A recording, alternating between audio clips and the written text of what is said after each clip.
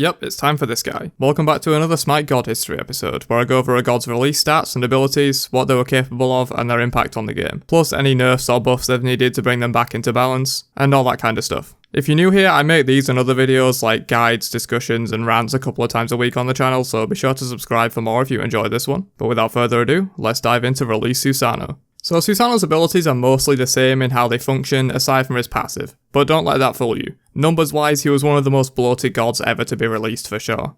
His 1 in his current form is already the source of a lot of hatred towards Susano. If you're one of those people, you might want to mute the video now, because his 1 at release was probably the best basic ability in the game at that point. So the functionality was mostly the same, 3-stage attack with a cone, circle and then dash. At release though, all of the damage was front loaded onto the first 2 swings, meaning you didn't even need to burn the dash to pump out upwards of 600 damage into your enemies. Since the first 2 parts of the ability are near unmissable, you could basically half health a squishy and then dash away to safety on a 12-second cooldown. Yeah, at release the cooldown scaled down to 12 seconds as you ranked it up, because why not, right? So the damage was very front loaded and you could use the escape how you wanted, but that's not all. The damage per hit of this was 210 plus 90% scaling at release. So if any of you watching are Big Shack, you'll know that's 420 base and 180% scaling. More like I'm 180% sure Hindu man desired this god while he was 420 blazed out of his mind. So yeah, adding that up, he can easily do over 600, probably close to 700 damage to you basically instantly at release. Seems broken, right? Well, we're not done. For those of you new to the game, from Season 5 onwards, a starter item existed back then called Bluestone Pendants. It would essentially add a short bleed to the end of all of your damaging abilities that hit targets for a total of 30 damage. So Susano used that, obviously, but the best part was that it procced Bluestone for both hits of damage. So on top of that 420 plus 180% scaling, he also got an additional 60 damage, cause why the fuck not? I swear, the amount of times I thought I'd got away from this dude and I died to Bluestone ticks, it was pretty tilting to say the least. Oh, you thought we're done with this ability? Nope, there's more. Hydra's Lament is a cool item for Susano right now, definitely something you want on him. Some of you might have guessed by now, but similar to the Bluestone situation, Hydra's passive effect would activate between every single cast of the ability, so you get 3 amped up basic attacks that do 50% more damage as well. So to recap, you get 420 base, plus 60 from Bluestone, plus 246 from the 3 autos you weave in between the casts, plus 180% scaling, plus 300% more scaling from the 3 auto attacks, plus 150% more scaling from Hydra's passive, totaling out a whopping 726 base damage and 630% scaling in a matter of 2 seconds with a single ability cast on a 12-second cooldown. Seems fair. No, I love Susano, I really do. Please do more gods like this, high-res, they're my favourite. Anyway, moving on. Susano's 3 was on a 6-second cooldown at release, and did like 80 more base damage than it does now. Granted, the 6-second cooldown was only if you teleported to a target as it works now, but let's be real, who the fuck was running away at any point with release Susano? You basically just use this aggressively whenever you can, and it does 320 plus 120% scaling on a 6-second cooldown, with added mobility to boot. Oh, and even if you're bronze and you miss this ability, the cooldown scaled down to 13 seconds anyway, so probably 9 seconds with CDR, even if you don't teleport to someone with it.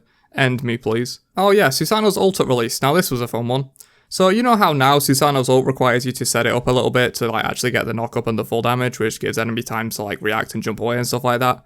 Well yeah, that entire sentence I just said didn't even apply to release Susano's ult. You could literally just drop it and pop it instantly and it did full damage and had the knockup. This just made his burst and lockdown even more stupid than it already is today, because he had an on-demand massive AoE knockup that did 360 plus 140% scaling. Yeah, basically all of Susano's abilities at release had scalings that were just some of the highest we've ever seen in this game. I don't know if they were trying to incentivize people to build him with lots of power instead of building him tanky or whatever, but man, just dropping his 1, 3 and ult alone would do 440% of his power. And that's not including any extra from auto attacks and Hydra's Lament procs and all that stuff. Though to be fair to him, Susano's 2 at release was pretty mediocre in terms of damage, a puny 125 plus 25%. This rivaled release Raven ult for like terrible damage abilities. By the way, let me know if you want to see a release Raven video, I'm thinking about that. But it really didn't matter that the damage was low on his 2 because of what I just discussed. A single kit rotation was overkill against any full health mage or hunter, so even if this ability did 0 damage, he'd still be busted. This was purely just for the lockdown and CC factor really. So a dash, a teleport, a massive knockup, a pull, and the ultimate suck.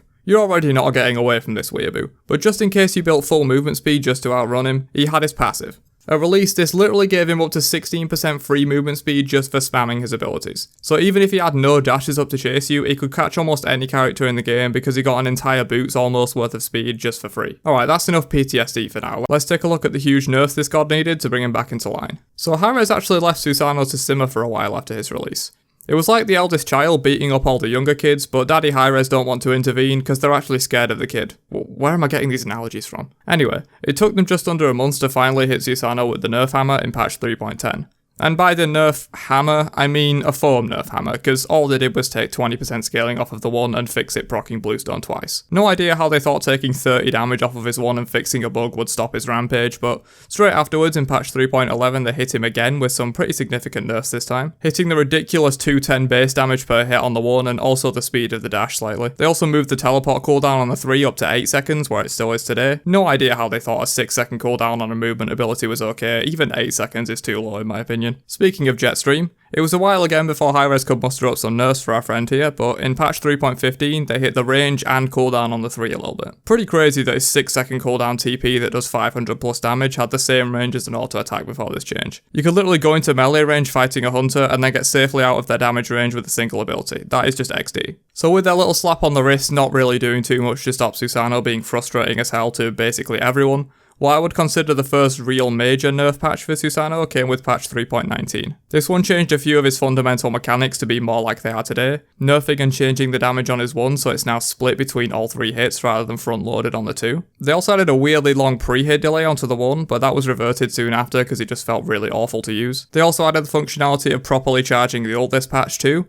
Before he could just insta-fire the ability for full benefit, now he would actually have to forgo the knock-up if he wasn't willing to commit to charging the ultimate a bit, which did really hurt his sort of chaining CCs together and his overall lockdown. So a few buffs actually came in the following patches of late Season 3 and early Season 4. As I mentioned, they reverted the pre-fire delay on the 1, massively bumped up the scaling on the 2 to a more reasonable 60%. It was sort of weird for an assassin ability to only be 25% scaling, to be fair. In this same patch though, they did also hit the damage of Jetstream down to what it is currently. They also added the charging mechanic to the ultimate this patch, which was technically a buff. But Hi-Rez seemed to not get the memo that everyone hates it when Susano is strong, so after these buff patches, everyone was crying again for more Susano nerfs, and Hi-Rez delivered. Patch 4.17, the interaction with triple Hydra's procs on the 1 was removed.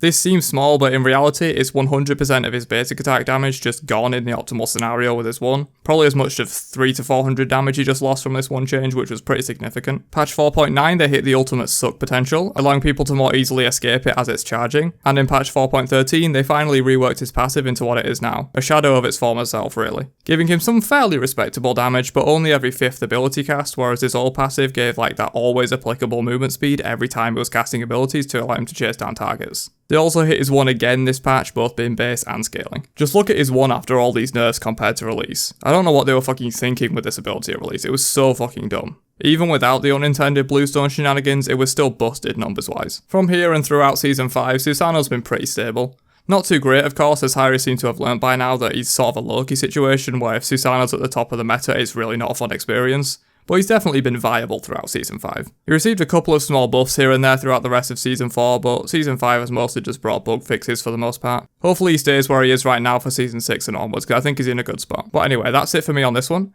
As always, do leave a like if you do enjoy these videos. It really helps out the channel a bunch and lets me know you're enjoying this series. Speaking of the series, leave suggestions for who you want me to cover next, and I'll catch you guys in the next one. Peace out, you nerds.